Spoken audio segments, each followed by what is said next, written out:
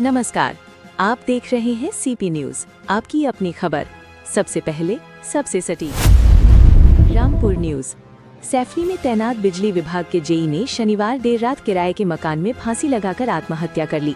आत्मघाती कदम उठाने से पहले उन्होंने शाहजहांपुर में अपने 10 वर्षीय बेटे से वीडियो कॉल पर बात की और फिर पूरे परिवार के सामने जान दे दी।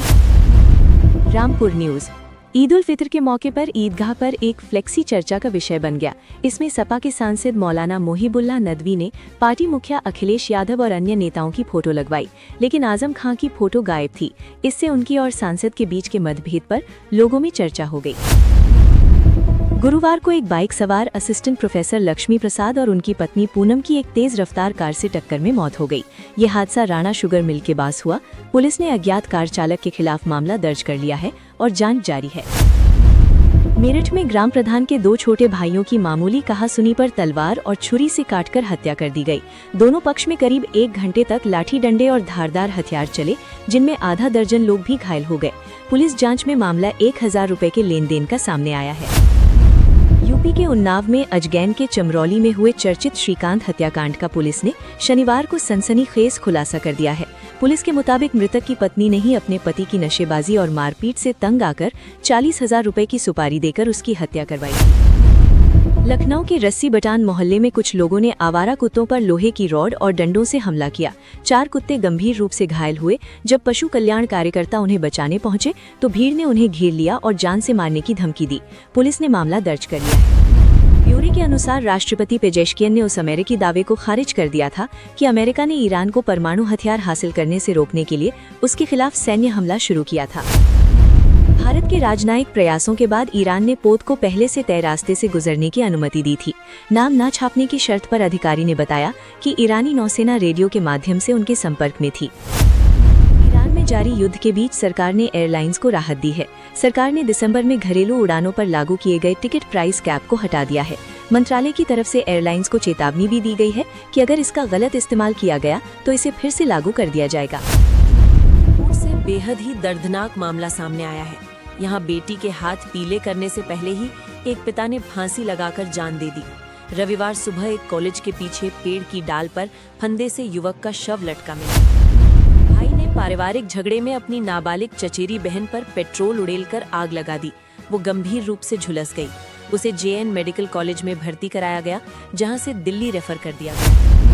वाराणसी में वासंतिक नवरात्र की चतुर्थी पर काशी विश्वनाथ मंदिर में 3,39,708 भक्तों ने दर्शन पूजन किया।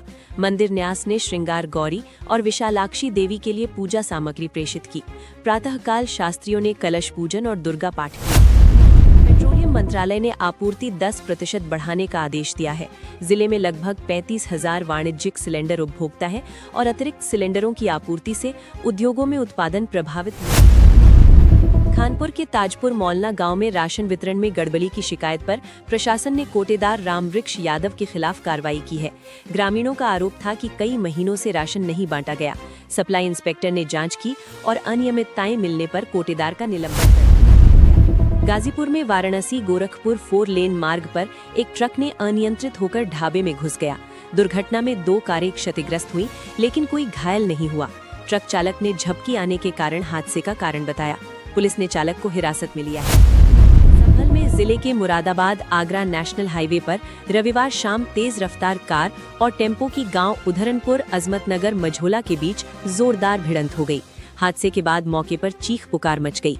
राहगीर और ग्रामीण दौड़कर बचाव करने पहुंचे। मेडिकल कॉलेज में रविवार को 202 नए नर्सिंग अफसरों को नियुक्ति पत्र दिए गए। मुख्यमंत्री योगी आदित्यनाथ ने भी लखनऊ में नियुक्ति पत्र बांटे। कॉलेज के प्राचार्य डॉक्टर प्रशांत गुप्ता के अनुसार अब कॉलेज में कुल 600 स्टाफ नर्स हैं, जिसमें 200 आउटसोर्स पर काम कर रहे हैं। प्रयागराज में चैत्र नवरात्र के अवसर पर भारत विकास परिषद मंगलम द्वारा कन्या पूजन का आयोजन किया गया। 82 कन्याओं का विधि विधान से पूजन कर उन्हें चुनरी, फल और उपहार भेंट किए गए। इस समारोह में परिषद के प्रमुख सदस्य भी उपस्थित रहे। बरेली पीएम किसान योजना के नाम पर एक व्यक्ति के साथ ऑनलाइन ठगी का मामला सामने आया। साइबर ठगों ने व्हाट्सएप पर एपीके फाइल का लिंक भेजकर उसके 3 बैंक खातों से कुल 72,400 रुपए निकाल लिए।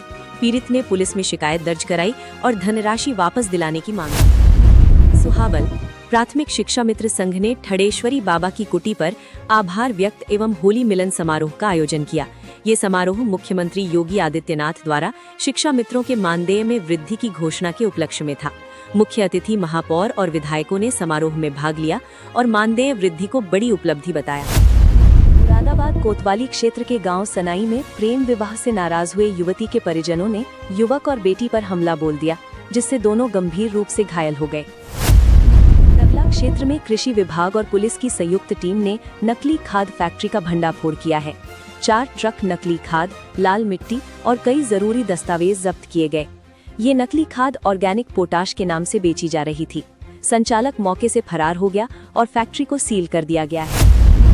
आजमगढ़ में एक ट्रैक्टर ट्रैली को पीछे से ट्रेलर ने टक्कर मार दी, जिससे 3 लोग घायल हो गए। घायल व्यक्तियों को मंडलीय अस्पताल में भर्ती कराया गया। ट्रैक्टर चालक गन्ना लादकर चीनी मिल जा रहा था।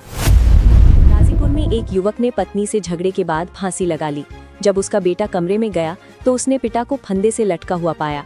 परिजनों ने उसे अस्पताल पहुंचाया, जहां डॉक्टर ने उसे मृत घोषित कर दिया। मृतक की पहचान मोहित शर्मा के रूप में हुई, जो प्राइवेट नौकरी करता था। अरुणाचल प्रदेश, नागालैंड, मणिपुर, मिजोरम और त्रिपुरा में भी 22-24 मार्च तक कुछ खराब मौसम रहेगा। असम, मेघालय और अरुणाचल में 23-24 मार्च को कहीं-कहीं भारी बारिश हो सकती है। अगले 5 दिनों में पूर्वोत्तर में गरज चमक बनी रहेगी।